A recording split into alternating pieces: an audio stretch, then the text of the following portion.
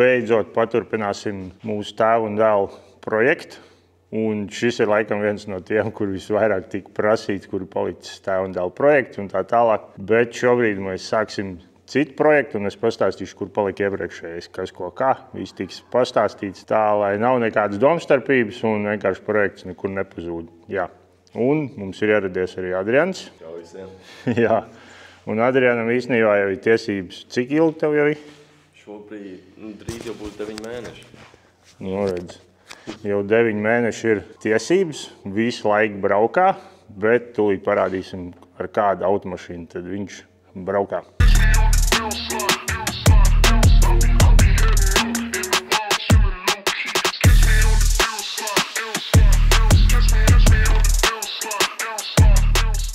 Un daudziem noteikti tad radās jautājums, kādā sakarā nav 36. Kas tas tāds pa polo, kāda jēga no tā vispār, un tā ir priekšpiedziņa, un tur blablabla, viss šitās ten lietas. Bet īstenībā visu laiku gaitā mēs izskaidrosim, kāpēc ir tieši šāda veida automašīna, un kāds tam ir iemesls, un kur palika 36. un tā tālāk. Tāpat arī tūlīt Adrians jums pastāstīs, kāpēc viņam šobrīd tieši pagaidām vismaz patīk šī automašīna, un viņš jau braukā ar viņus, nezinu, kaut kāds 3-4 mēnešus kaut kur apmēram. Es īstenībā gribētu pārbaudīt viņas vēsturi. Kaut gan jums es to iesaku darīt pirms jūs pērcēt automašīnu. Es šoreiz darīšu savādāk, mācieties no citu kļūdām. Kā mēs redzam, tad šajā reizē man ir reāli paveicies, jo man ņuks ir nostrādājis, ka šī ir laba automašīna. To arī mēs redzam, ka visas iedaļiņas ir zaļas. Tas nozīmē, ka ar automašīnu nekādas lielas problēmas nav bijušas. Un skatāmies, kas mums vienmēr, protams, interesē. Pirmais, tas ir noskrējiens. Un šeit mēs redzam ļoti foršu, kā vajadzētu būt katrai automašīnai skalu, kas lēnām iet uz augšu. Labi, šī gadījumā šis Polo ir braukājis daudz vairāk nekā vidēji tādas automašīnas, bet tas nekas traks, galvenais kā labā stāvoklī. Un arī, protams, kad mēs redzam, ka avārijas nav bijušas viņai. Tas nozīmē, ka es esmu nopircis dēlam ļoti labu automašīnu. Bet, kā es teicu iepriekš, tad jums es iesaku to darīt pirms jūs pērciet automašīnu, jo jūs varēsiet iegūt bieži arī tādu informāciju, kas jums nepatiks, un jūs dēļ tā noteikti, ka to automašīnu nepirksiet. Tāpēc izmantojiet manu atlaižu kodu Perfection86, jūs iegūsiet 20% pārbaudēm, un, protams, šo kodu var izmantot cik reizes vien tu vēlies. Okay. Lai tev veicās? Tātad pa šito mašīnu es viņu braukāju jau sanāk no aprīļa sākuma, un es praktiski katru dienu viņu braukāju. Un līdz šim man nav bijis nekādas problēmas, ka man jābrauc uz servisu, jo tas salūz vai vēl kaut kādas problēmas.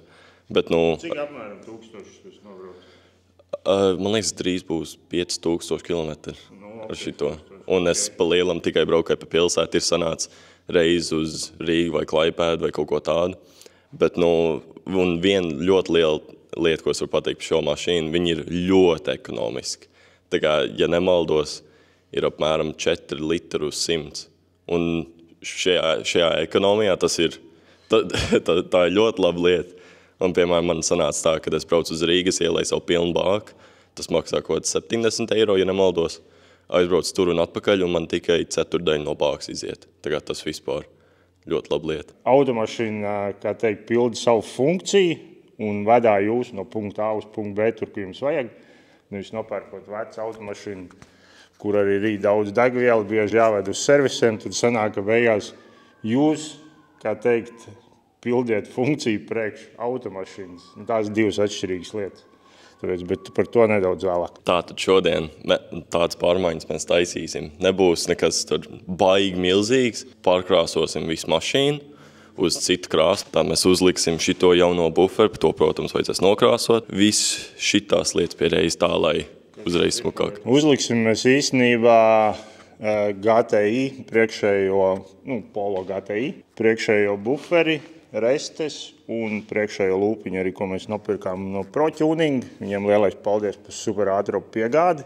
Tā bija tāda spontāna ideja atkal, bet 1-2 sarunājām un pēc nepilnām 2 dienām jau visas detaļas bija pie manīm. Jā, uzliksim to, pa lielam buferis īsti it kā nemainās dizainiski, bet pa lielam, kas ir viss šitās rests, apakšējā lūpa arī, un šīs lietiņas, kā arī uzliksim miglinieks, bet viņi vienkārši pagaidām nedarbosies, jo šī automašīnai nav tāda opcija kā miglas lukturs, tāpēc mums būs viņi kaut kādu jāatrod, kādu elektriķi jāpievelk vai kaut kas tāds.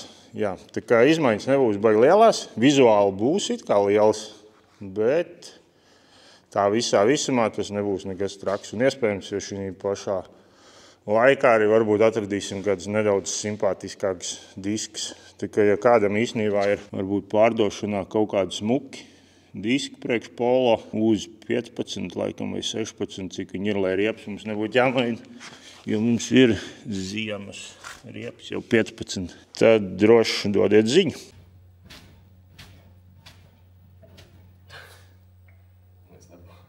Nu, bet provē, lai tas...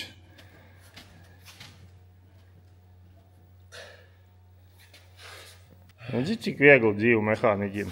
Jā.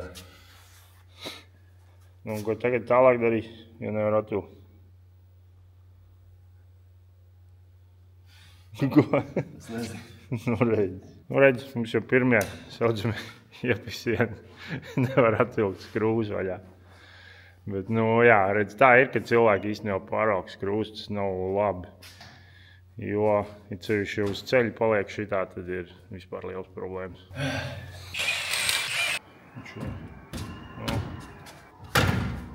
Tad paņem tos tur divus, kas tur stāv tie izvalkamie. Nec pie zemes tie 3 stūri. Mums jāizdomā, kur viņš tur nolikt ir.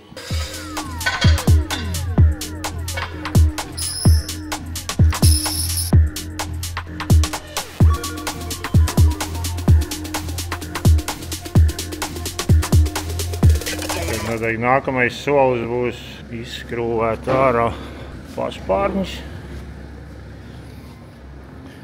Viss 4, lai mēs varam noņemt buferus. Un tad jau sāksies slīpēšanas darbi, vai ne? Tieši tā.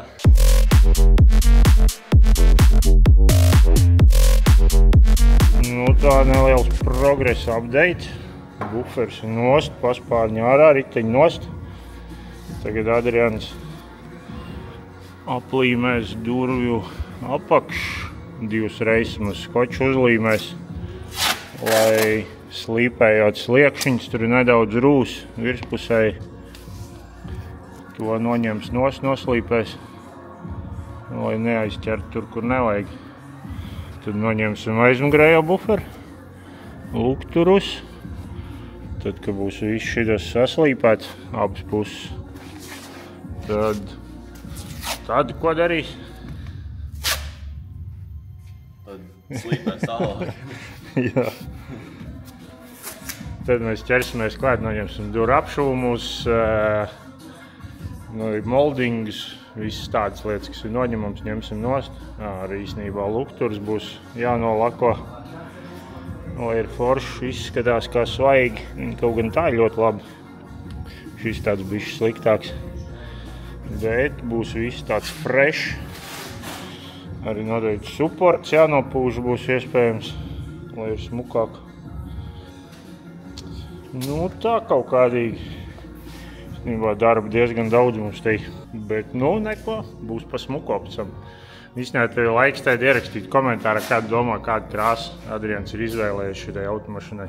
Vienalga, kādu krāsu nāk galvā, droši rakstu komentārā, redzēsim, kurš uzminēs. Kamēr mēs ārdam automašīnu, es izdomāju, ka būtu arī labi īstenībā uztaisīt automašīnai pilnu apkopu. Eļas filtrs, degvielas filtrs, gaisa filtrs un tādas lietas. Jā, tās ir visas tās, ko es parasti daru savām automašīnām ik pēc 5-6 tūkstoši. Jo man tas liekas pilnīgi normāli, nevis tur pēc 10-15 tūkstošiem un kā tālāk. Nu, ap 10 vēl ir ok.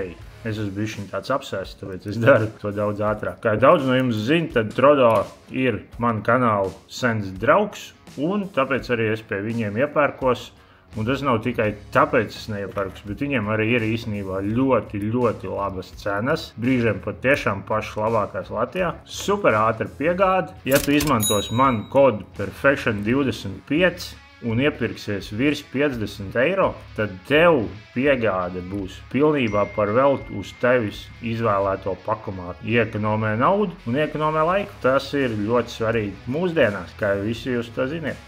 Un tagad tiem, kam interesē, es apstāstīšu, kāpēc E36 projekts netika pabeigts. Es gribētu sākt ar to, ka es atzīšu vienu lietu, kad es pieļauju ļoti lielu spontānu kļūdu, kad nopērkot super lētu pa 800 eiro kaut kādu pamestu pilnīgi E36, un es izdomāju, ka tas būs ļoti forši, kā pirmais braucamais Adrianam. Bet, ja mēs paskatāmies visu to no loģiskās puses, tad tā ir ļoti slikta ideja. Jā, jo kā jūs zinām, tad E36 kā ikdienas mašīna ir diezgan bezjēdzīga, ja godīgi, jā. Tāpēc es gribētu pateikt vienu, kad kā pirmā automašīna viņa nedara, kāpēc. Tas ir viņai ļoti daudz degvielu, ļoti bieži pa lielam plīst, un Adrianam jau kā es gribēju vienu lietu, kad lai viņam pašam sāk skaitīties apdrošināšana no pirmās mašīnas jau, lai viņam krājās tie punkti, un paliek laika lētāk, nevis viņš braukā ar mani apdrošināšanu, kur ir lētāk, un pašam nekas nekrājās.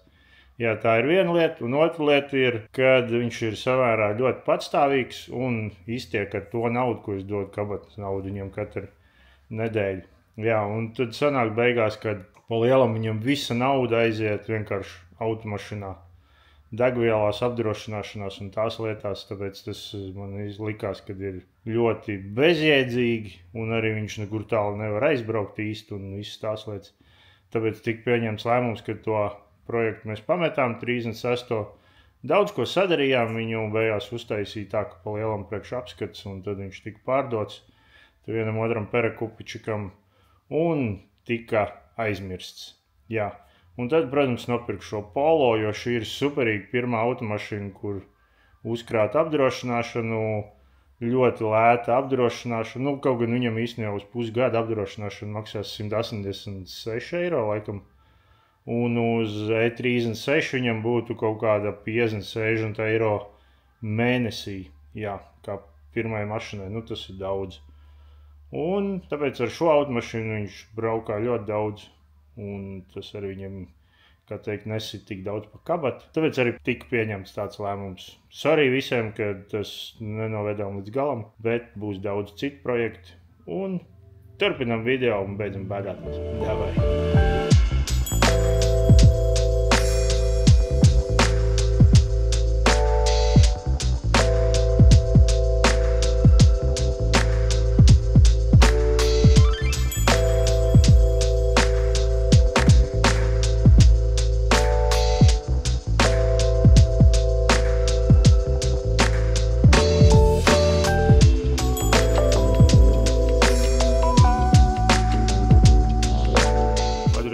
Malacis abas sliekšņas saslīpēja, tā virspusējā rūsa, kas tur bija pazudusi.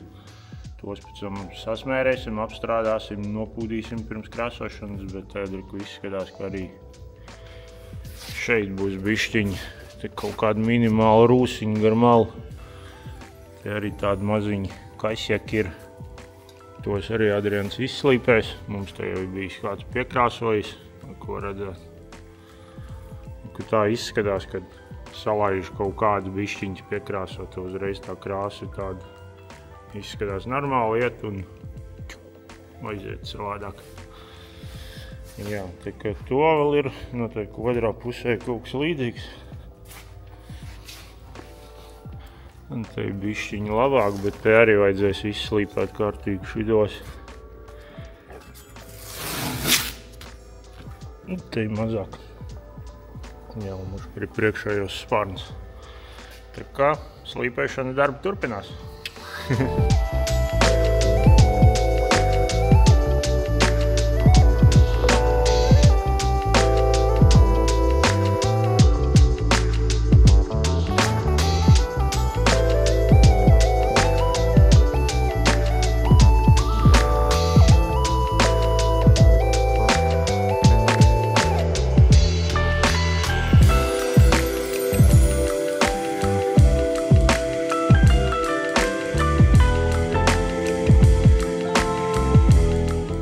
Skatītāji, viss saslīpēts, viss, ko vajadzēja, viss ir saslīpēts, ļoti smuki, skaisti saslīpēts, viss smuki, gludi, viss rūs nost.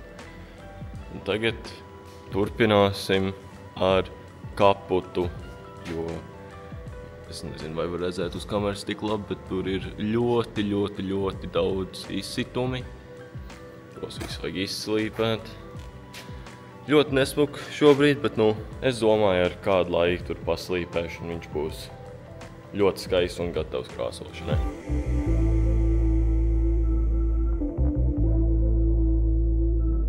Ko, bišķi jāuzmet acis, kāds mums te ir progress jau. Īstenībā arkas ir primāri saslīpētas. Arī šeit.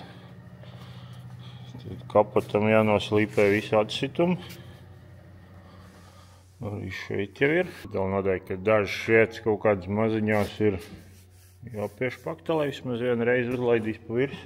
Un tad jāslīpē, un šodien mums īstenībā jāsagruntē, vai būs ko darīt. Ļoti daudz, ko darīt. Jā, pusdiena jau pagājusi īstenībā. Jo gribās jau šodien sestdien, rīt svētdien. Cerams, ka krāsa pietiks. Jo tā krāsas izvēle bija tā diezgan spontāna, nebija paredzēta. Un centīsimies jau rīt varbūt kaut ko jau sakrāsot, lai var nākušu nedēļu jau gāzt.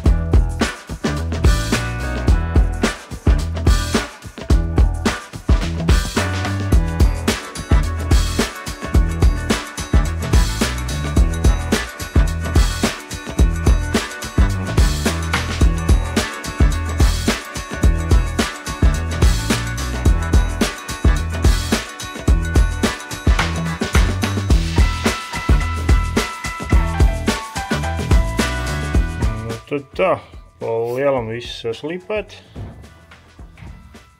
Tad jānogruntē, gan drīz vēl līdz jumtam. Viss aizmugurē, abi sāni un priekšā. Adrians vēl sagatavos aizmugurē jau buferi. Priekšā jau mums nav vajadzība gruntēt, jo viņš ir jauns. Un šitie tumšo grunti, viņi ir diezgan normāli tā grunti jau visu. Ja ir melnie, tad tos gan ieteicams slīpēt un vēlreiz gruntēt.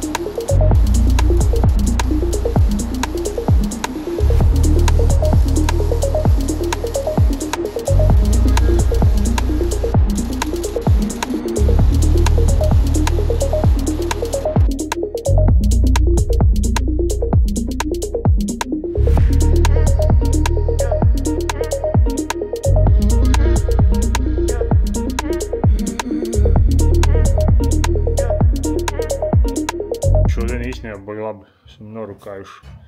Mašīna ir nogruntēta, no rīta sāksies agal lielie slīpēšanas darbi. Un, ja kāds varbūt domā, kāpēc ir atstāt vienu ručku,